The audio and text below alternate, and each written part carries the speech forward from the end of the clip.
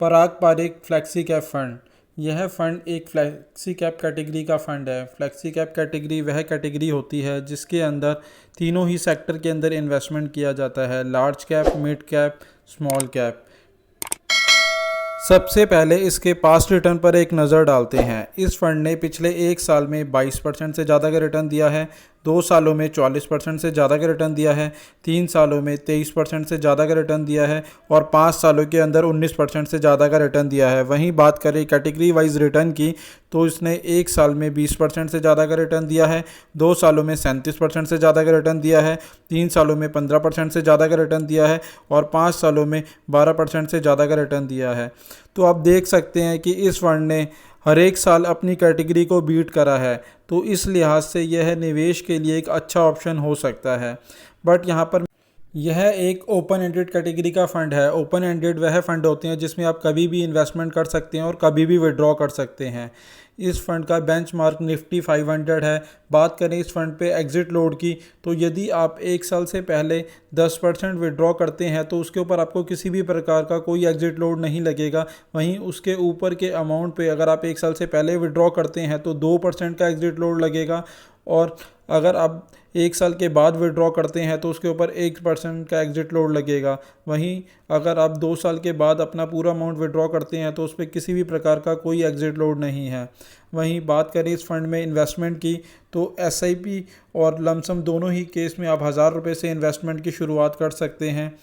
यह फ़ंड 2013 को लॉन्च हुआ था और इस फ़ंड का अभी तक का जो एसेट अंडर मैनेजमेंट है वह है 21,768 करोड़ का। वहीं बात करें यदि इस फ़ंड के अंदर किसी व्यक्ति ने 1 लाख रुपए का इन्वेस्टमेंट किया होगा जब यह फ़ंड लॉन्च हुआ था तो आज उसकी वैल्यू 4,81,000 रुपये होगी। लगने वाले एक्सपेंस की तो इसके ऊपर 1.79% का एक्सपेंस लगता है। 3 फंड मैनेजर के द्वारा मैनेज किया जाता है। पहले हैं मिस्टर राजीव ठक्कर, दूसरे रोनकार और तीसरे राज मेहता। बात करें टॉप 5 सेक्टर एलोकेशन की तो उसके अंदर बैंक्स प्राइवेट के अंदर 16.10% का इन्वेस्टमेंट है, एनबीएफसी में 14.60% का इन्वेस्टमेंट है, म्यूचुअल्स के अंदर 13.56% का इन्वेस्टमेंट है, आईटी में 13.50% का इन्वेस्टमेंट है और यूटिलिटी के अंदर 9.22% का इन्वेस्टमेंट है। टॉप 5 कंपनी एलोकेशन की तो इसके अंदर अल्फ़ाबेट के अंदर 8.88% का इन्वेस्टमेंट है, आईटीसी में 8.63% का इन्वेस्टमेंट है, बजाज होल्डिंग में 7.91% का इन्वेस्टमेंट है, माइक्रोसॉफ्ट में 7.78% का इन्वेस्टमेंट है और अमेज़ॉन के अंदर 7.40% का इन्वेस्टमेंट है। बात करें ओवरऑल इन्वेस्टमेंट की तो इस फंड के अंदर लार्ज कैप के अंदर 49.48% का इन्वेस्टमेंट है, वहीं स्मॉल कैप के अंदर 13.87% का इन्वेस्टमेंट है और मिड कैप के अंदर 13.55% का इन्वेस्टमेंट है और अदर इंस्ट्रूमेंट के अंदर भी 5.10% का इन्वेस्टमेंट है। तो आप देख सकते हैं इस फंड के अंदर तीनों ही सेक्टरों में अच्छा एलोकेशन लिया गया है, स्मॉल कैप, लार्ज कैप और मिड कैप के अंदर। इस लिहाज से यह इन्वेस्टमेंट के लिए एक अच्छा ऑप्शन हो सकता है। यदि आप इस फंड में इन्वेस्टमेंट की सोच रहे हैं तो इन्वेस्टमेंट से पहले एक बार अपने फाइनेंशियल एडवाइज़र से सलाह ज़रूर ले लें। Canara Robeco flexi cap fund. यह फ़ंड एक फ्लेक्सी कैप कैटेगरी का फ़ंड है। फ्लेक्सी कैप कैटेगरी वह फ़ंड होती है जिसके अंदर आपका तीनों ही सेक्टरों में इन्वेस्टमेंट किया जाता है, लार्ज कैप, मिड कैप और स्मॉल कैप में। सबसे पहले इसके पास्ट रिटर्न पर एक नज़र डालते हैं। इस फंड ने पिछले एक साल में 17% का रिटर्न दिया है, 2 सालों में 33% से ज़्यादा का रिटर्न दिया है, 3 सालों में 17% से ज़्यादा का रिटर्न दिया है और 5 सालों में 14% से ज़्यादा का रिटर्न दिया है। वहीं बात करें कैटेगरी रिटर्न की तो पिछले एक साल में 17% से ज़्यादा का रिटर्न रहा है, 2 सालों में 36% से ज़्यादा का रिटर्न रहा है, 3 सालों में 15% से ज़्यादा का रिटर्न रहा है और 5 सालों में 12% से ज़्यादा का रिटर्न रहा है। आप देख सकते हैं कि इस फंड ने पिछले 5 सालों में 2 बार ही अपनी कैटेगरी को बीट किया है और 2 बार यह बीट करने में नाकाम रहा है। पर आप लॉन्ग टर्म में अगर देखेंगे तो इसने अपनी कैटेगरी को बीट ही करा है। इस लिहाज से यह इन्वेस्टमेंट के लिए आप इसे कंसीडर कर सकते हैं, बट निवेश से पहले एक बार अपने फाइनेंशियल एडवाइज़र से सलाह ज़रूर ले लें।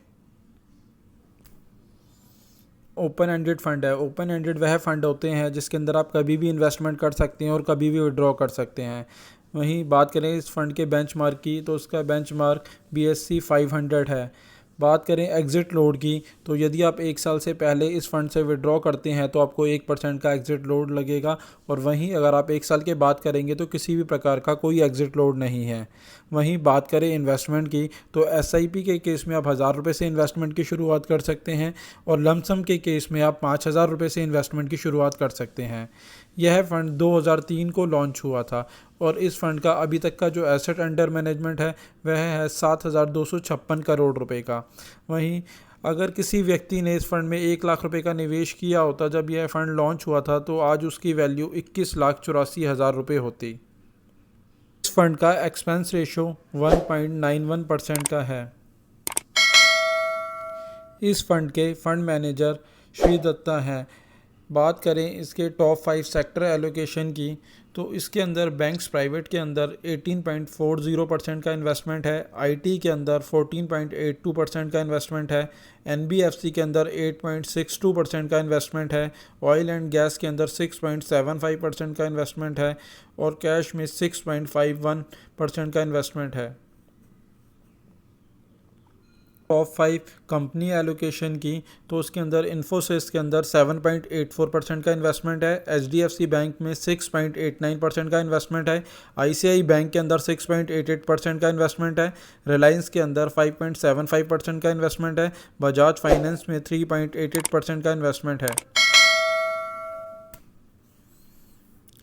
वहीं बात करें ओवरऑल इन्वेस्टमेंट की, तो इस फंड के अंदर सबसे ज़्यादा लार्ज कैप के अंदर इन्वेस्टमेंट किया गया है। लार्ज कैप के अंदर 71.44% का इन्वेस्टमेंट है, वहीं मिड कैप के अंदर 20.02% का इन्वेस्टमेंट है, और स्मॉल कैप के अंदर 2.03% का इन्वेस्टमेंट है। वहीं अदर इंस्ट्रूमेंट के अंदर भी 6.51% का इन्वेस्टमेंट रखा गया है।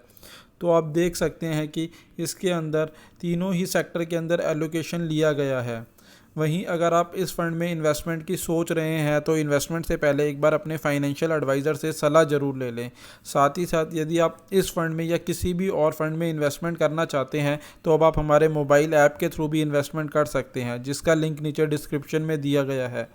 आशा करता हूँ मेरे द्वारा दी गई जानकारी आपके लिए उपयोगी सिद्ध होगी, और वीडियो अच्छा लगा हो तो प्लीज़ इसे लाइक शेयर करें और हमारे चैनल को सब्सक्राइब करें। धन्यवाद दोस्तों।